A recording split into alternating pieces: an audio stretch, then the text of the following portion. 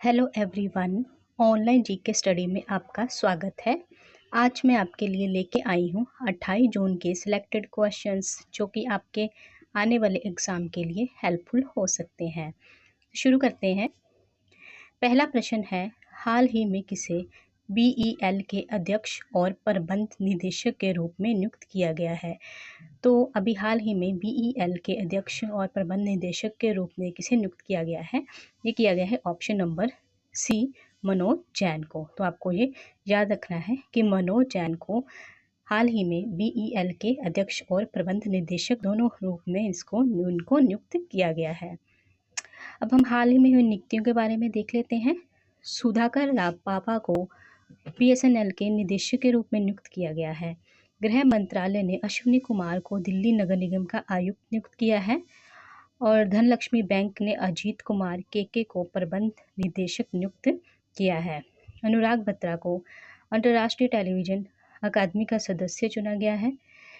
तिरुमाला तिरुपति देवस्थान के लिए एग्जीक्यूटिव ऑफिसर जी श्यामला राव नियुक्त हुए हैं।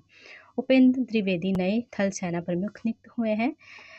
इंद्रपाल सिंह बिंद्रा सीसीआई के सचिव नियुक्त हुए हैं। राजप्रिय ग्रामीण विकास विभाग के निदेशक नियुक्त हुए हैं और राकेश रंजन एसएससी यानी कर्मचारी चयन आयोग का अध्यक्ष नियुक्त किया गया है इनको। तो ये सारी ही नियुक्तियाँ यहाँ बहुत ही इंपॉर्टेंट है, जो आपको याद होनी चाहिए। अगला प्रश्न देखते हैं, ये भी नियुक्ति से रिलेटेड ही है। भारतीय सेना के अगले उप प्रमुख कौन बने हैं? तो ये बने हैं ऑप्शन नंबर ए, एनएस राजा सुब्रमणि। तो एनएस राजा सुब्रमणि जो है वो भारतीय सेना के अगले उप प्रमुख होंगे। लेफ्टिनेंट जनरल एएस राजा सुब्रमणि सेना के अगले उप प्रमुख होंगे और सरकार ने इस पद पर उनकी नियुक्ति को मंजूरी दे दी है। वह वर्तमान में सेना के मध्य कमान का नेतृत्व कर रहे हैं और लेफ्टिनेंट जनरल उपेंद्र द्विवेदी का ये अब स्थान लेंगे। जुलाई के पहले सप्ताह में ये अपना पदभार ग्रहण करेंगे, तो आपको ये याद रखना है। अगला प्रश्न है, कौन सी राज्य सरकार भर्ती परीक्षा आयोजित करने के लिए नई नीति लागू करेगी? तो ये करेगी option number B, Uttar Pradesh. तो ये उत्तर प्रदेश है वो सरकार भर्ती परीक्षा आयोजित करने के लिए एक नई जो है नीति को लागू करेगी। अब हम उत्तर प्रदेश के करंट अफेयर्स देख लेते हैं, जो कि उत्तर प्रदेश के आने वाले एग्जाम के लिए बहुत ही हेल्पफुल होंगे। उत्तर प्रदेश की ई रिक्शा चालक आरती को यूके में महिला शक्ति पुरस्कार से सम्मानित किया गया है। मथुरा के प्रसिद्ध सांची क्राफ्ट को जीआई टैग मिला है। महात्मा बुद्ध कृषि एवं प्रौद्योगिकी विश्वविद्यालय का शिलान्यास कुशीनगर में किया गया है।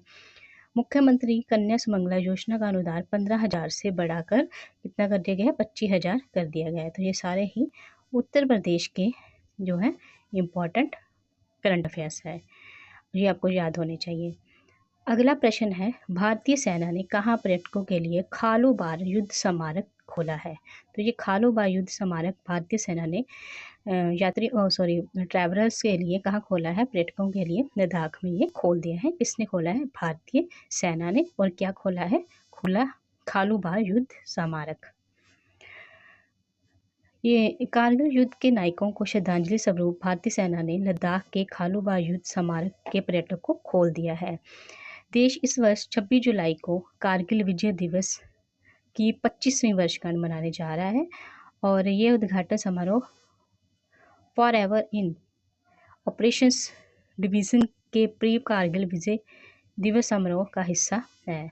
खालूबार युद्ध स्मारक प्रसिद्ध आर्यन घाटी में स्थित है। तो ये आपको याद रखना है कि ये जो खालूबार युद्ध स्मारक जो पर्यटकों के लिए खोला गया है, ये आर्यन घाटी में स्थित है लद्दाख में। अब हम लद्दाख के करंट अफेयर देख लेते हैं। 2 दिवसीय दोमोचो महोत्सव लद्दाख में मनाया गया।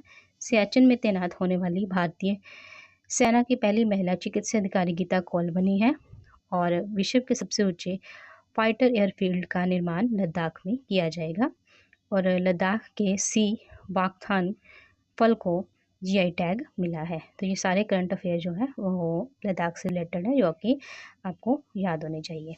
अगला प्रश्न है, न्यू इंडिया इंश्योरेंस कंपनी का सीएमडी नियुक्त किसे किया गया है? तो ये किया गया है option number D, Girija Subramanian को। तो गिरिजा सुब्रमण्यन को न्यू इंडिया इंश्योरेंस की नई CMD नियुक्त किया गया है।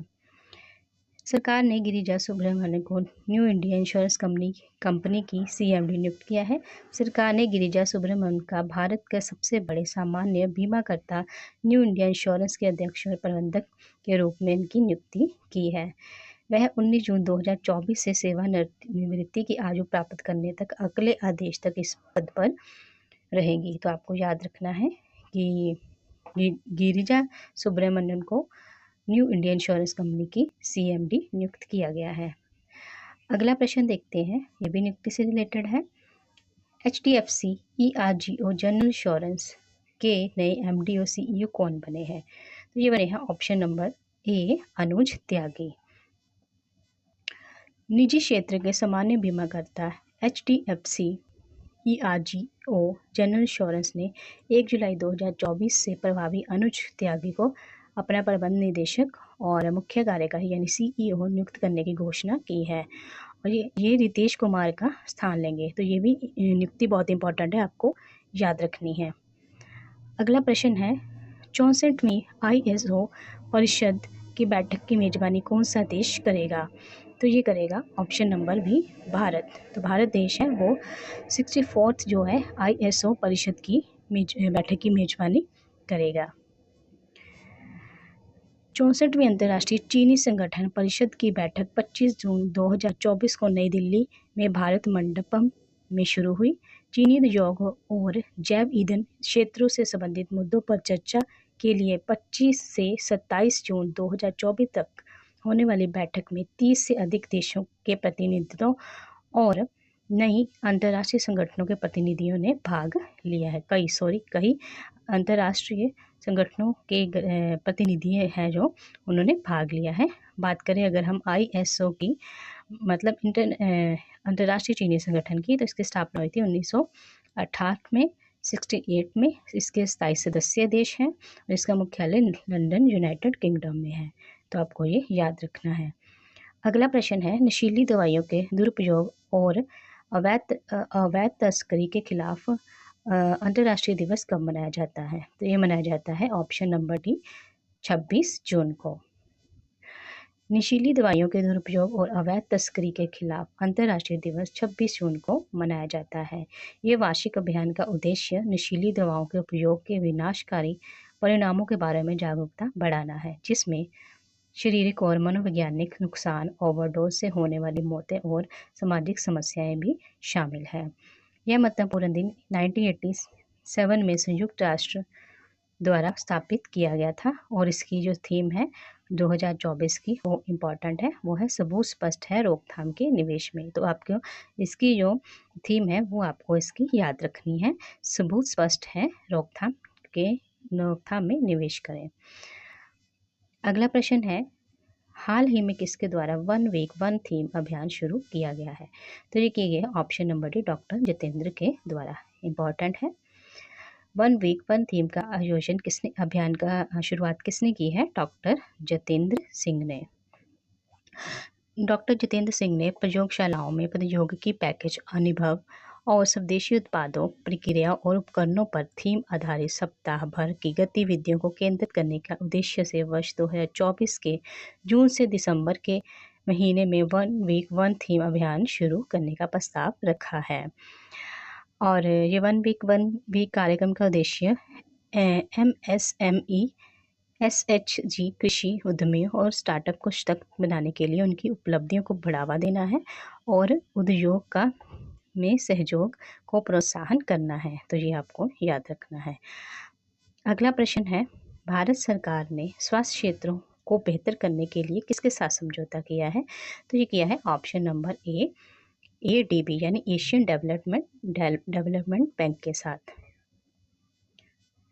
भारत सरकार ने एशियाई विकास बैंक के साथ हाल ही में भविष्य में महामारियों से निपटने के लिए स्वास्थ्य क्षेत्र में भारत की तैयारी और क्षमता को बढ़ाने के लिए $170 मिलियन का नीति आधारित ऋण समझौता किया है। बात करें ADB की यानी एशियन डेवलपमेंट बैंक की, एशिया विकास बैंक की, तो इसकी स्थापना हुई थी 1966 में और इसका मुख्यालय है मनीला फिलीपाइन में। तो ये इम्पॉर्टेंट है, ये आपको याद रखना है। तो ये थे हमारे आज के बहुत ही महत्वपूर्ण प्रश्न जो कि आपके लिए आपके एग्ज़ाम में हेल्पफुल हो सकते हैं। तो मिलते हैं कल के वीडियो में। Thank you.